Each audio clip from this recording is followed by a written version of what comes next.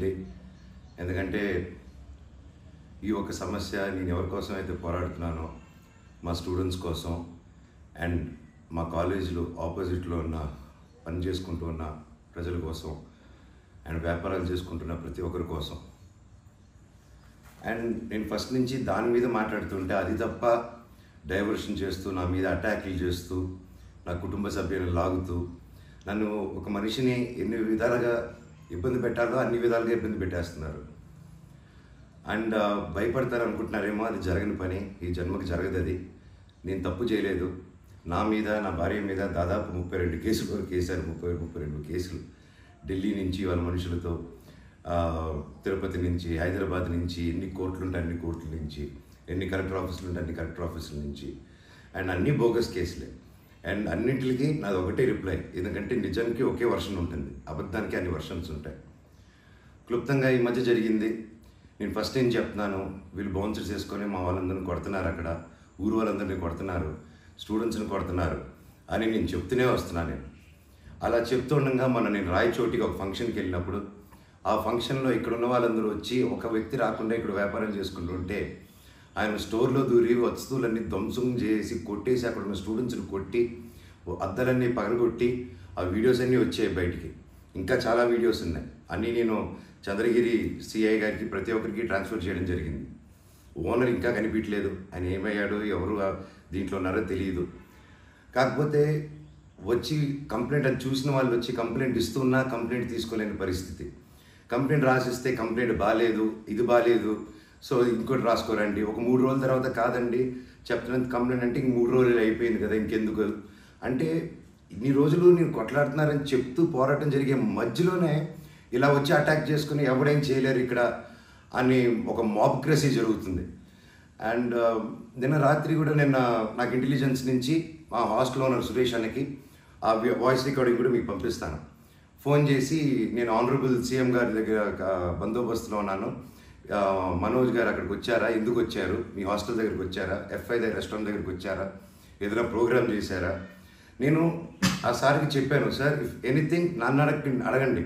నేను ఆ సార్తో ముందు కూడా మాట్లాడాను, మీరు వాళ్ళని ఇబ్బంది పెట్టకండి, ఎనీథింగ్ ఎనీ టైం నాకు ఫోన్ చేయండి అన్నాను. పైగా నిన్న మధ్యాహ్నం 3-4 అలా జరిగింది ఆ ఫోన్ రావడం, నేను ఆ సార్తో మాట్లాడటం. మళ్ళీ నిన్న రాత్రి నేను ఇక్కడ తెలిసిన వాళ్ళ రిసార్ట్లో ఉంటే ఇప్పుడు దాదాపు ఒక 15-20 ఇళ్ళు ఉంటాయి ఇక్కడ. వాటి మధ్యలో అన్నీ దాటుకుంటూ సైరన్ వేసుకుంటూ 10:30కి వచ్చి నేను నా నెక్స్ట్ ఫిలిం డైరెక్టరు నా సిబ్బంది అందరూ కూర్చొని మేము అప్పుడే డిన్నర్ కూర్చొని తిందామని కూర్చున్నప్పుడు సరా వచ్చారు. సరే ఏంటని అందరూ కంగారు పడి వెళ్ళారు. ఏంటి సార్ అంటే, మీరంతా ఇక్కడ ఏం చేస్తున్నారు, నేను సీఎం గారి దగ్గర నుంచి వస్తున్నాను, ఆనరబుల్ సీఎం గారి దగ్గర నుంచి వస్తున్నాను, నీ పేరేంటి, ఏ ఊరు, అసలు ఇక్కడ ఎందుకు ఉంటున్నారు మీరు అని రాత్రి 10:30కి ఒక ఎస్ఐ గారు, కానిస్టేబుల్ గారు. అండ్ నేను వెంటనే దిగాను కిందకి. సార్ ఏంటి సార్ సీఎం గారు దగ్గర నుంచి వచ్చారని చెప్తున్నారు, what did we do mistake sir, ఒకసారి నాకు చెప్పండి ఎవరు అప్రోచ్ అయ్యారో, నేను వచ్చి కలుస్తాను సార్ అని చెప్పాను. లేదు సీఎం గారు లేదు, నేను ఆయన బందోబస్తు ఫినిష్ చేసుకుని వచ్చాను అని చెప్పి ఆయన మాట మార్చారు.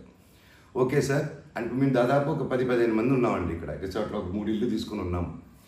అండ్ అందరూ చూస్తున్నారు, అన్ని రికార్డింగ్స్ అన్నీ చేస్తున్నాం మేము జరిగిందంతా.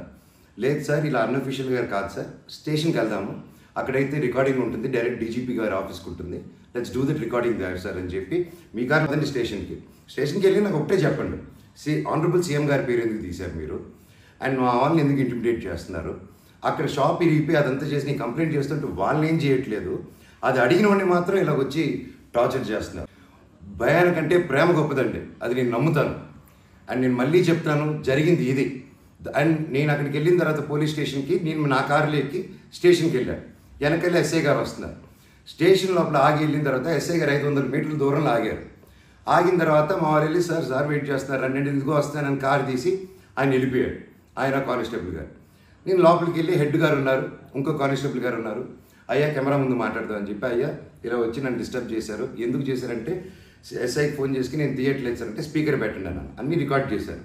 అండ్ అఫీషియల్ ఆ కెమెరా ముందే మాట్లాడుకున్నాం, దయచేసి పోలీస్ స్టేషన్లో జరిగిన రికార్డింగ్స్ కుదిరితే చూడండి, మీరు తెప్పించుకొని ఏం జరిగిందో.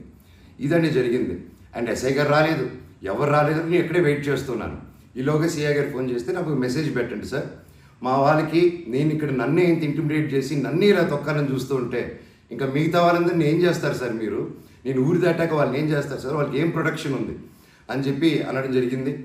సో ఇది జరిగింది ఎందుకంటే ఒక్కొక్కరు ఒక్కొక్క న్యూస్ క్యారీ చేస్తున్నారు. But this is the facts happen. నా దగ్గర ప్రతిదీ ఫ్యాక్ట్ ఉంది.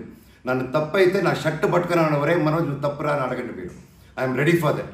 బట్ దీంట్లో దీంట్లో ఏది నాది ఒక తప్పు లేదు.